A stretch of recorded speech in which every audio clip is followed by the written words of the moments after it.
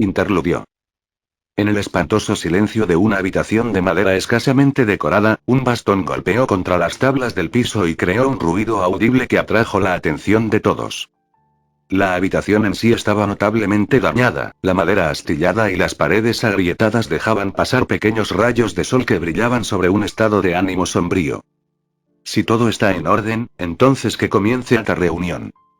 Yamamoto miró con los ojos hacia las dos filas de capitanes que estaban delante de él, su expresión era difícil de leer. El Seireitei había tenido una gran agitación, y los efectos de la misma fueron algo que Yamamoto predijo que duraría varias generaciones. Más aún cuando consideró la cantidad de Shinigami que resultaron heridos, asesinados o perdieron la moral. Fue como un golpe decisivo que le dio en el estómago. No lo suficiente para matar, pero más que suficiente para estorbar. Los viejos tiempos se habían ido, ahora era un momento de cambio. Yamamoto cerró los ojos, y cuando los abrió una vez más, un furry como nunca antes pareció posarse sobre él. Todos los capitanes antes que él se estremecieron visiblemente, Shunsui inclinó aún más su sombrero de paja sobre su rostro mientras que ninguno de los otros capitanes se atrevió a mirar a Yamamoto a los ojos. De los capitanes presentes faltaban 4. Aizen Sousuke, Jinichi Maru, Kaname Tousen y Mayuri Kurotsuchi. En el caso de Mayuri Kurotsuchi, Yamamoto ya había recibido un informe que explicaba explícitamente que el hombre estaba en proceso de recuperación de una droga licuadora que le salvó la vida. Por lo tanto, Mayuri tenía una razón para su ausencia, pero los demás eran los que realmente lo enojaban. Habían traicionado a la sociedad de almas. El agarre que Yamamoto tenía en su bastón se hizo más fuerte hasta que los nudillos de sus manos se pusieron blancos. Vergonzoso. Un grito fuerte, capaz de vibrar dentro del pecho. Fue tanto una amonestación como una decepción tanto para los capitanes frente a él como para los capitanes ausentes. Aparte de esos 3 traidores, eran todos ustedes tan débiles que ni siquiera podían obstaculizar los movimientos del enemigo. ¿A dónde se fue todo su entrenamiento? Yamamoto criticó. Ningún capitán respondió a la reprimenda. Los tiempos habían sido pacíficos y la mayoría de los huecos que invadieron la sociedad de almas estaban cerca de cero. Nunca antes había ocurrido una invasión de huecos desde la fundación del Seireitei. Como tal, las hojas del Shinigami se habían vuelto quebradizas y desafiladas a los ojos de Yamamoto. Porque la suya fue una época en la que no había tanta seguridad como el Seireitei. En cambio, fue una época plagada de violencia y sangre. Iwatch, monarca de los Wandenreich, padre de los Kinki. Y los Bastolordes de Hueco Mundo. Los enemigos que amenazaron con aniquilar la existencia misma del Seireitei, todo ahora carente de la actual era de paz que Yamamoto y los que estaban con él habían iniciado. La guerra, muchos de vosotros aún no la habéis experimentado, comenzó Yamamoto en voz baja, con la cabeza inclinada hacia arriba. Las batallas mías y de los antepasados del Seireitei que establecieron al Seireitei como lo que es hoy, un reino de tranquilidad, paz y orden. Es cierto que se cometieron errores. El silencio que se extendió por la habitación solo se repitió en las expresiones en blanco en los rostros de los otros capitanes. Sabían que, como capitanes, no habían cumplido con sus deberes frente a un ataque enemigo, y esto era evidente por la asombrosa cantidad de heridos o muertos. Ninguno se atrevió a hablar. El silencio que siguió fue sofocante. Mientras aguardamos nuestro momento orgullosos de nuestra victoria en la guerra, se ha hecho evidente que los Bastolordes de Hueco Mundo nos han superado con creces en su tenacidad para volverse más fuertes. La expresión de Yamamoto se volvió aún más inescrutable cuando dirigió su atención hacia Uno Ana, quien suspiró. Capitán en jefe, Uno Ana inclinó la cabeza. Yamamoto asintió antes de abrir una vez más la boca para hablar. Todavía eras joven entonces Uno Ana, pero ¿recuerdas la cantidad de Bastolordes presentes en la era pasada? Yamamoto habló lo suficientemente alto para que todos los capitanes escucharan su voz. Posteriormente, todas las miradas se dirigieron hacia Uno Ana, quien no parecía mostrar una reacción más que una dureza en su presencia. Su boca se abrió, un pequeño susurro salió de sus labios, y los capitanes más cercanos aspiraron una bocanada de aire frío. 4, susurró Uno Ana de nuevo, esta vez lo suficientemente alto como para que su voz llegara a través de la habitación, causando que todo el capitán se tensara visiblemente. Efectivamente, reconoció Yamamoto. 4 grandes Bastolordes que gobernaron los huecos debajo de ellos como soberanos. Fue solo de ellos que el Seireitei pudo documentar y determinar que las capacidades de combate de un Bastolorde son mayores que las de los capitanes de los escuadrones de la Guardia de la Corte. Yamamoto una vez más se quedó en silencio antes de que su mirada bajara al suelo. Y ahora, un solo Bastolorde tenía un poder que igualaba o superaba a los 4 grandes Bastolordes combinados. La admisión de Yamamoto se pronunció después de una cuidadosa deliberación sobre el asunto. Cada uno de esos últimos 4 grandes Bastolordes tenía un poder similar a una cuarta parte de los suyos en su apogeo. Después de haberse enfrentado al Basto de Uite, Yamamoto ya estaba seguro del peligro que representaba ese hueco. Porque el poder de ese hueco estaba cerca del propio Yamamoto no solo por la energía espiritual, sino por la capacidad.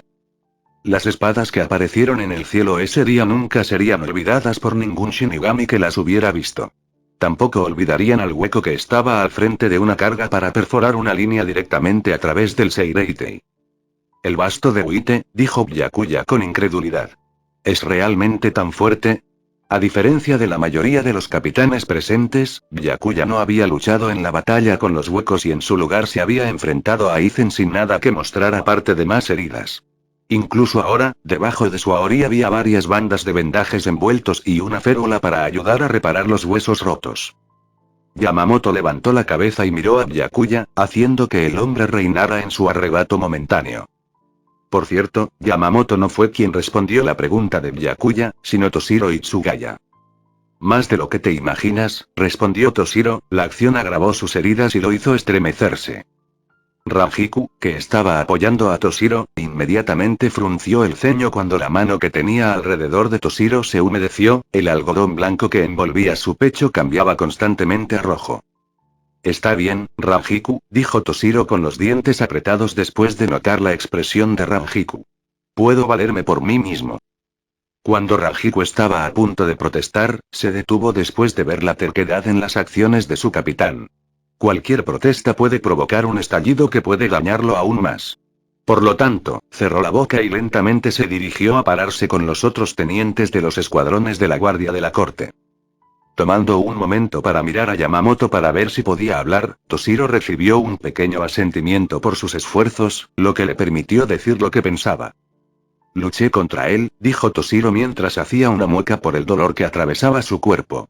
No es solo su energía espiritual, sino las habilidades que tiene a su disposición. Incluso ahora me está afectando. Esta herida que no sanará.